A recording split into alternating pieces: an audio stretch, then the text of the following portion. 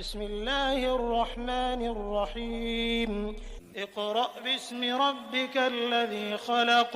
خلق الإنسان من علق اقرأ وربك الأكرم السلام علیکم ورحمۃ اللہ وبرکاتہ۔ دیکھیے گا آج کا ہمارا سبق جو ہے وہ انشاءاللہ سورہ سواد ہی ہے اور 23واں سپارہ اور آیت نمبر 21 سے انشاءاللہ سٹارٹ ہوگا۔ سورہ سواد کی آیت نمبر 21۔ اعوذ باللہ من الشیطان الرجیم، بسم اللہ الرحمن الرحیم۔ وَهَلْ آتَاكَ نَبَأُ الْخَصْمِ إِذْ تَسَوَّرُوا الْمِحْرَابَ۔ وَهَلْ آتَاكَ کیا پہنچی ہے آپ کے پاس نبأ الخصم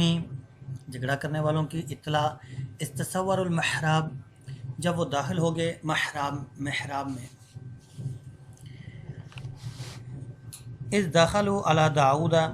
جب وہ داخل ہوئے حضرت داؤد علیہ السلام پر، ففزع منہم پس وہ ان سے خوف زدہ ہوئے، قالوا انہوں نے کہا لا تخف آپ خوف نہ کیجیے، خصمان ہم تو دو جھگڑا کرنے والے ہیں، بغا بعضنا علی بعض ہم میں سے بعض نے بعض پر ظلم کیا ہے یا زیادتی کی ہے، فاحکم بیننا بس آپ فیصلہ کیجئے ہمارے درمیان بالحق حق کے ساتھ، ولا تشتت اور آپ نا انصافی نہ کیجیے گا، واہدنا اور دکھائیے ہمیں اور ہدایت دیجیے ہمیں الی سواء الصراط سیدھے راستے کی طرف۔ تو یہ اصل میں حضرت داؤد علیہ السلام کا معاملہ ہے کہ حضرت داؤد علیہ السلام کی اللہ رب العزت نے ایک آزمائش فرمائی تھی، اور آزمائش کیا تھی کہ حضرت داؤد علیہ السلام بادشاہ تھے۔ پہلے انشاءاللہ میں اس کی ڈیٹیل عرض کرتا ہوں اور آخر میں انشاءاللہ ترجمہ بھی سماعت فرمائیے گا۔ حضرت داؤد علیہ السلام جہاں پہ نبی تھے وہاں اللہ رب العزت نے ان کو بادشاہت بھی دے رکھی تھی، اس لیے لوگ ان کے پاس اپنے باہمی اختلافات کو لے کر آتے رہتے تھے، اور آپ علیہ السلام بڑی خوش اسلوبی بڑے اچھے انداز کے ساتھ ان کے فیصلے فرمایا کرتے تھے۔ چنانچہ حضرت داؤد علیہ السلام کا اللہ تعالیٰ کی طرف سے ایک امتحان لیا گیا، اور وہ یہ تھا کہ دو شخص دیوار پھلانگ کر آپ علیہ السلام کے پاس حاضر ہوئے، اور غالباً جو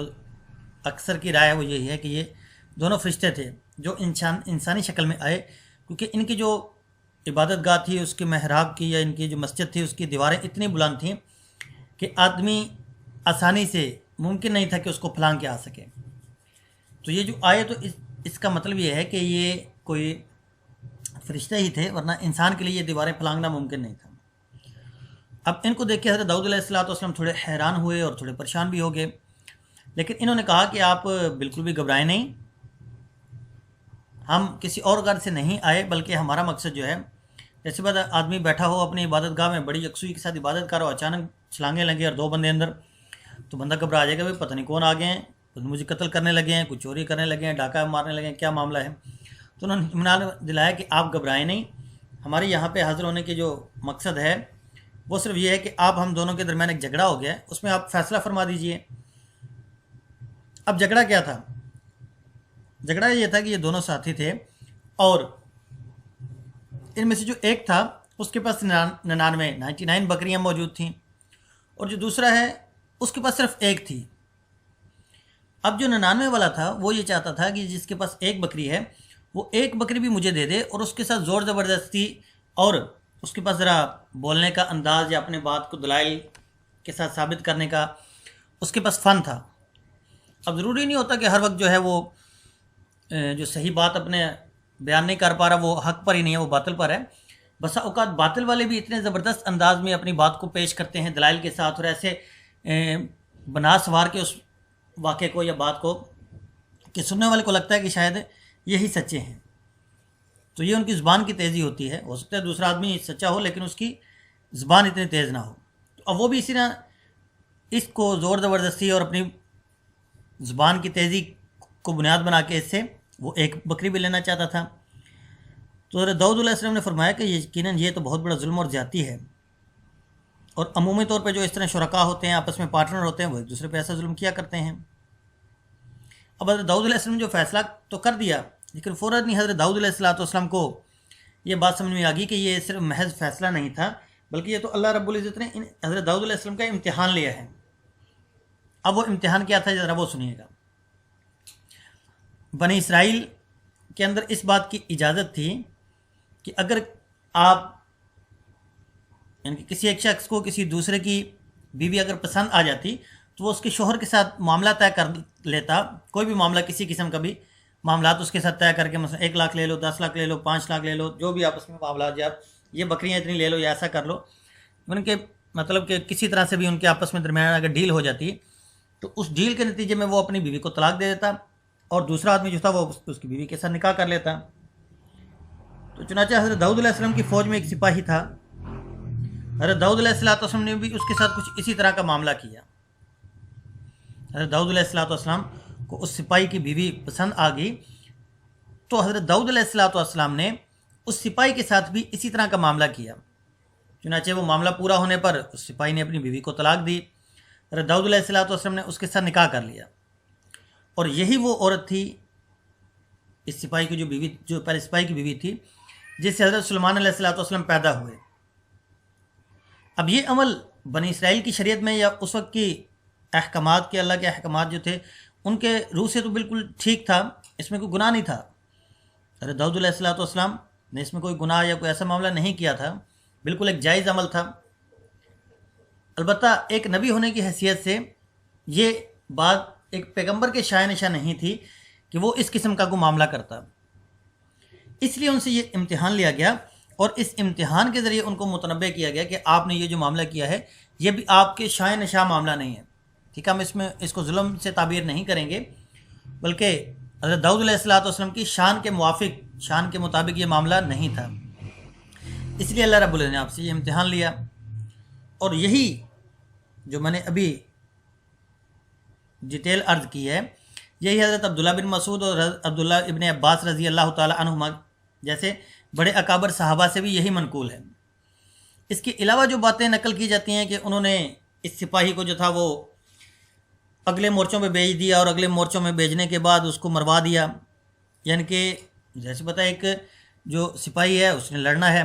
تو آپ اس کو ایسی اتنی خطرناک جگہ پہ بھیج دیں جہاں یقینی طور پہ موت ہی موت ہو، تو یقینی سی بات ہے کہ اس نے مرنا ہے۔ تو بعض اسرائیلی روایات یا بعض ایسی من گھڑت روایات ایسی بھی ملتی ہیں کہ حضرت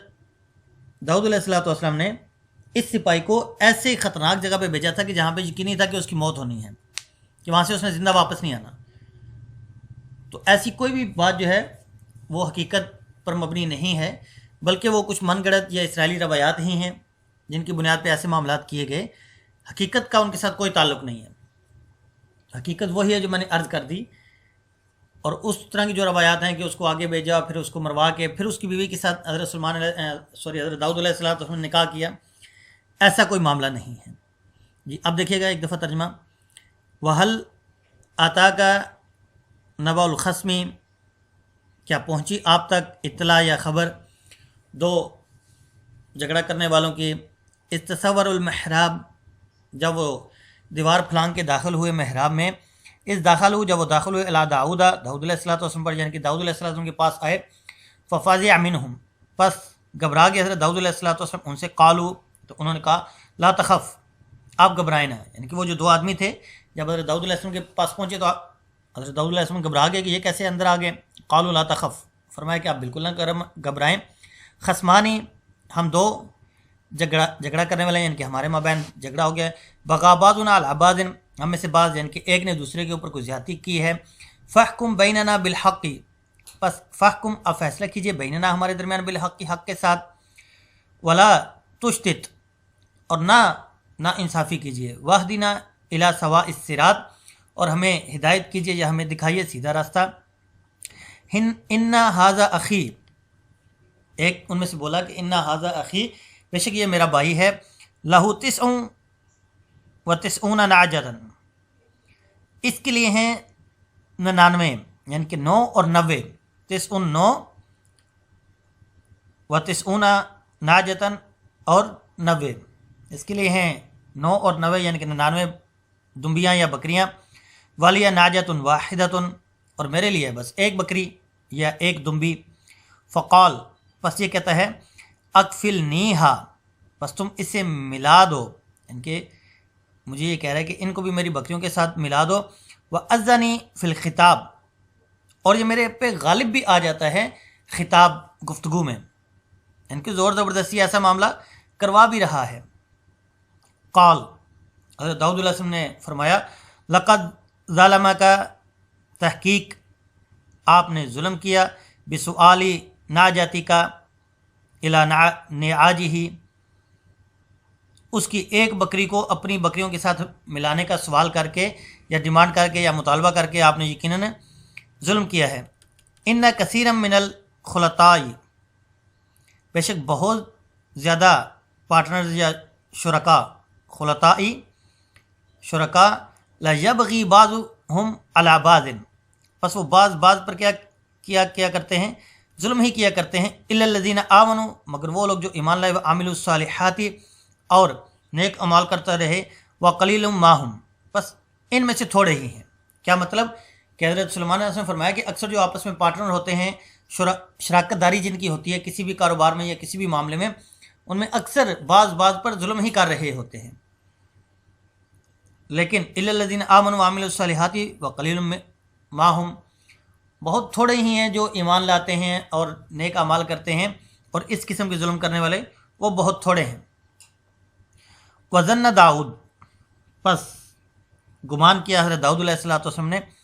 انما فتناہ، کہ بے شک ہم نے اس کو آزما لیا، کہ جیسے ہی یہ فیصلہ کیا، بس وقت ہم نے بھی دیکھا ہوگا کہ ہم جو کوئی مسٹیک کر رہے ہوں، جب ہم کسی دوسرے کو وہ نصیحت کرتے ہیں کسی بھی معاملے میں، تو فوراً ذہن میں آ جاتا ہے ہاں بھائی میں نے اس کو تو نصیحت کر دی ہے، لیکن میں خود اسی معاملے کے اندر مبتلا ہوں، یعنی کہ ایک وقت ایسا تھا کہ جب میں نے خود کسی کو دعوت اور تبلیغ دی اور اس کو سمجھایا کہ نماز پڑھنا اچھا کام اور ایسے معاملات، لیکن ایک دن اس بندے کو نصیحت کرتے کرتے اچانک میرے اپنے دل نے میرے دروازے پہ دستک دی کہ اللہ کے بندے تم تو خود نماز نہیں پڑھتے، تو تم کسی کو کیسے نصیحت کر رہے ہو؟